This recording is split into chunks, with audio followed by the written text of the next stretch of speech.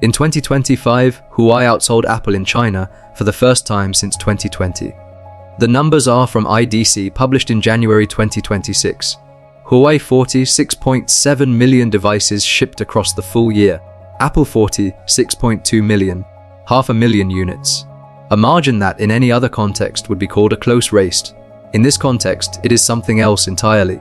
It is confirmation that a company the United States government spent 5 years trying to cripple has not only survived, but reclaimed the market it was supposed to have lost permanently.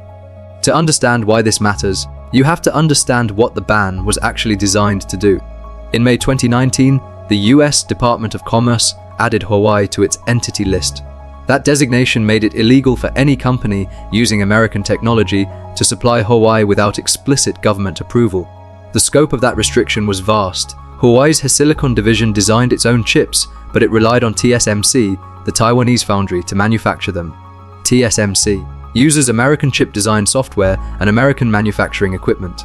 Once Huawei was placed on the entity list, TSMC had no legal path to continue production.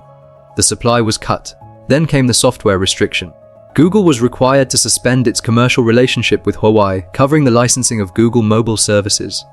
That meant Gmail, YouTube, Google Maps, the Play Store. Every new Huawei phone shipped after the ban could not pre-install any of it. In markets outside China, Europe, Latin America, the Middle East, Southeast Asia, the Google ecosystem is not a feature. It is the foundation of how people use a smartphone. Without it, a device does not feel incomplete. To most consumers, it simply does not work. Huawei's own executives acknowledged the damage. In the months after the ban, the company's internal projections showed expected declines in overseas smartphone shipments of between 40 and 60%. Huawei slashed its 2019 revenue forecast from approximately $125 billion to $100 billion. The year before, it had been on track to become the world's largest smartphone manufacturer by volume, ahead of Samsung. That trajectory ended in May 2019. What happened next is the story. Huawei could have done what most companies in its position would have done. Lobbied, negotiated, waited for the political climate to shift, made incremental changes around the edges while hoping for a deal. Instead, the company made a different calculation. If the rules of the global technology supply chain could be used against them at any moment, then the only durable solution was to stop depending on that supply chain for the things that mattered most, not to work around it, to replace it. The first public confirmation that this strategy had produced results came on August 29, 2023. Huawei released the Mate 60 Pro with no press conference, no advance announcement, and no specification sheet. Customers simply noticed the phone had appeared on Huawei's website. Within days, independent technology analysts had purchased units and were examining them. Tech Insights, the semiconductor analysis firm, performed a teardown. What they found inside the Mate 60 Pro's HiSilicon Kirin 9000S processor confirmed something that, according to the mainstream consensus in Western technology circles, should not have been possible. The chip had been manufactured using a 7-nanometer process. It had been fabricated by SMIC, China's largest domestic semiconductor foundry, using their N+2 node, a process that achieves 7-nanometer class feature sizes without extreme ultraviolet lithography.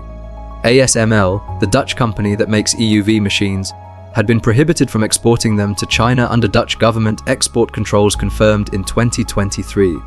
SMIC built the chip anyway, using deep ultraviolet lithography equipment combined with multi-patterning techniques, a more complex and less efficient approach, but a working one. The Kirin 9000S die measured 107 square millimeters, slightly larger than the TSMC fabricated Kirin 9000 it descended from, reflecting the efficiency gap between the two manufacturing approaches.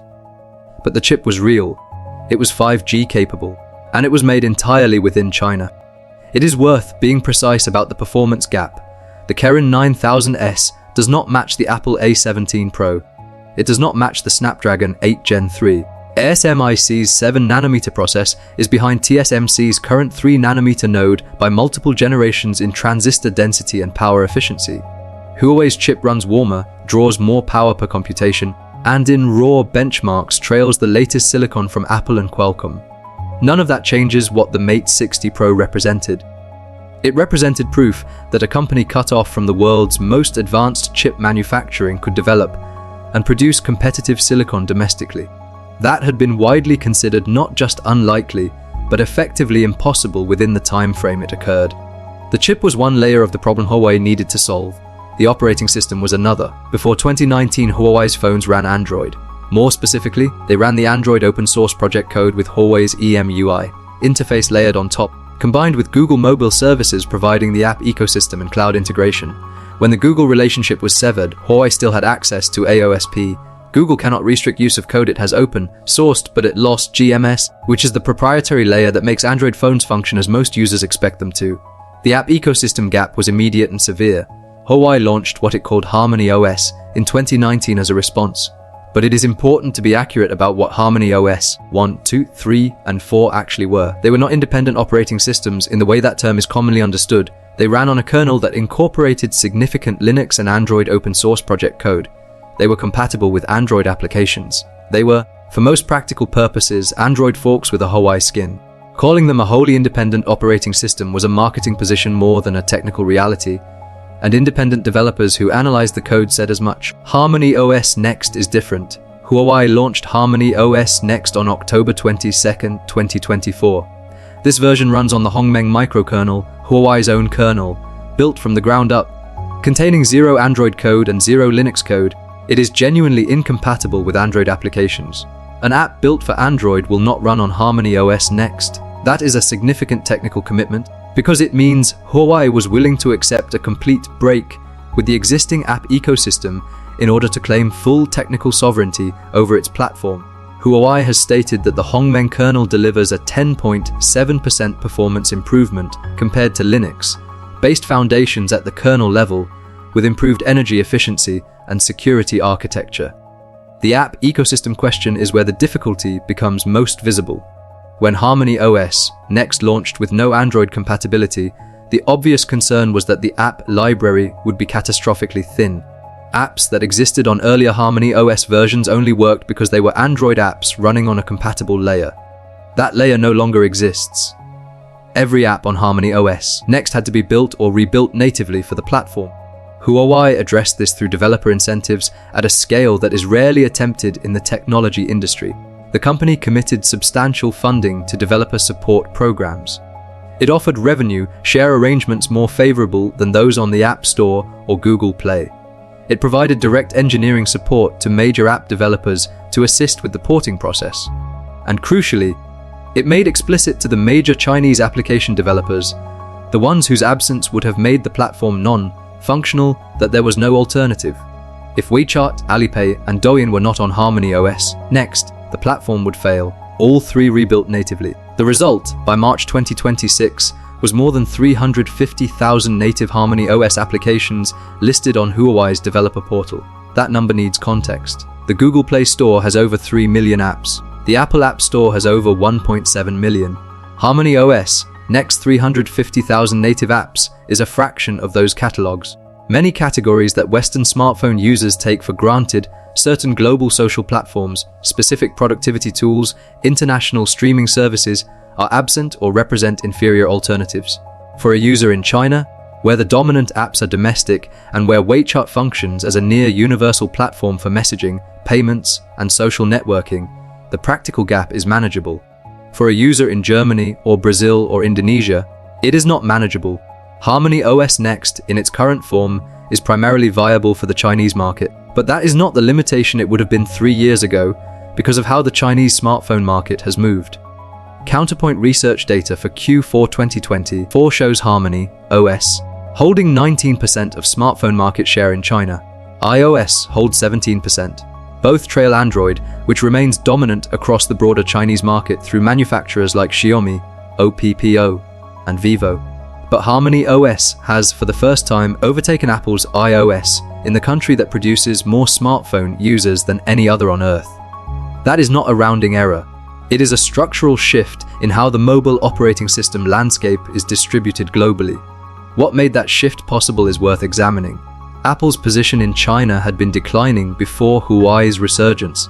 in part because of price pressure from domestic manufacturers and in part because of broader geopolitical friction that made some Chinese consumers and businesses less comfortable with deep integration into American technology platforms. The Mate 60 Pro's launch, timed to coincide almost exactly with Apple's iPhone 15 announcement in September 2023, was widely interpreted as deliberate. The message that China could produce advanced smartphones again resonated with a portion of the market that had been waiting to hear it. That market dynamic has a name, though it is rarely stated this directly. What Huawei built is what technologists and policymakers have begun calling a sovereign tech stack. A sovereign tech stack is a national or institutional technology infrastructure that does not depend on foreign components at any critical layer. The term is new, but the concept is ancient. Every major industrial power has, at various points in history, pursued self-sufficiency in technologies deemed strategic: steel, shipping, aircraft, nuclear energy. Semiconductors are the equivalent for the 21st century. The transistors inside your phone, your server, your car, your medical device, and your weapons system are all produced through a supply chain that runs, in most cases, through TSMC in Taiwan, ASML in the Netherlands, and design tools from American companies Cadence and Synopsys. For any country or company that wants to maintain technological capability without permission from those choke points, the task is to build an alternative stack. Huawei's situation forced the issue. The US government used its position in the semiconductor supply chain as a geopolitical lever. Huawei had to respond by building around it. The Kirin 9000S chip is one rung of that response. Harmony OS next is another. The App Gallery is another. Huawei's own cloud services, mapping platform, payment infrastructure, and developer ecosystem are the rest. None of them are as mature or as capable as their Western equivalents. But they exist, they are improving, and they are entirely under Huawei's control. The implications extend beyond Huawei's own market position. What Huawei has demonstrated at scale is that a company can absorb one of the most comprehensive technology sanctions ever imposed by the world's largest economy and not only survive but rebuild its core capabilities from scratch within 5 years. That is a data point. It is information that every government and technology company on Earth is now incorporating into its strategic planning. For the United States, the Mate 60 Pro's existence was diplomatically uncomfortable. The ban on EUV machines from ASML was supposed to prevent China from accessing the equipment needed to manufacture advanced chips at scale. SMIC produced a 7nm chip without EUV. The multi-patterning technique they used is slower, more expensive, and more difficult to scale than EUV-based production. But it worked. The US Commerce Department subsequently moved to tighten export controls further, restricting additional categories of chip manufacturing equipment. The technological competition has moved into a phase where each restriction is met, eventually with an attempt to engineer around it. For the broader technology industry, Harmony OS Next represents something specific. It is the first credible third mobile operating system to reach meaningful market scale in over a decade. The period since Windows Phone's failure in the early 2010s has been, for all practical purposes, a duopoly Android and iOS with no viable alternative at any meaningful scale. Harmony OS Next is now the operating system on the second best-selling smartphone brand in the world's largest smartphone market. That is not a niche, it is not an experiment, it is a platform. Huawei has stated its intention to expand Harmony OS to more than 100 million devices beyond phones by the end of 2026. Tablets, smartwatches, smart TVs, in-car infotainment systems, and IoT devices. The operating system is designed at its kernel level to be distributed to run efficiently on devices with very different hardware profiles, from a high-end smartphone processor down to a microcontroller in a household appliance. That architecture is not an accident. It is what a company builds when it intends a platform to become infrastructure. Whether Harmony OS Next can expand beyond China is a genuinely open question. The app ecosystem gap is real and will take years to close at the international scale.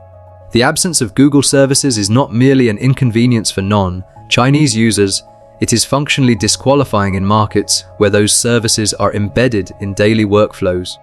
Huawei would need either to negotiate some form of access to Western app ecosystems, which seems unlikely given the current political environment, or to continue building Harmony OS' own catalog until it reaches parity, which would require time and developer buy-in that has not yet materialized outside of China.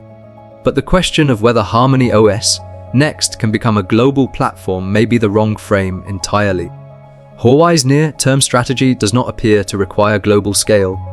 What it requires is dominance in China and viability in markets that are not subject to US sanctions enforcement, parts of the Middle East, parts of Africa, parts of Asia where the choice between an American aligned and a Chinese aligned technology stack is a real decision being made in real time. In those markets, Harmony OS does not need to beat Android. It needs to be a credible alternative. On the evidence of what Huawei has built since 2019, credible alternatives are what it produces. The phone that Huawei quietly posted to its website on August 29, 2023, with no announcement, no launch event, and no fanfare, contained a domestically manufactured 7nm chip and a mobile operating system built on a kernel that no foreign government controls. 5 years earlier, both of those things had been declared effectively impossible by the analysts and executives who study these industries for a living. The rules of the game have changed, not because anyone agreed they should, because one company built around them, layer by layer, until the rules no longer applied.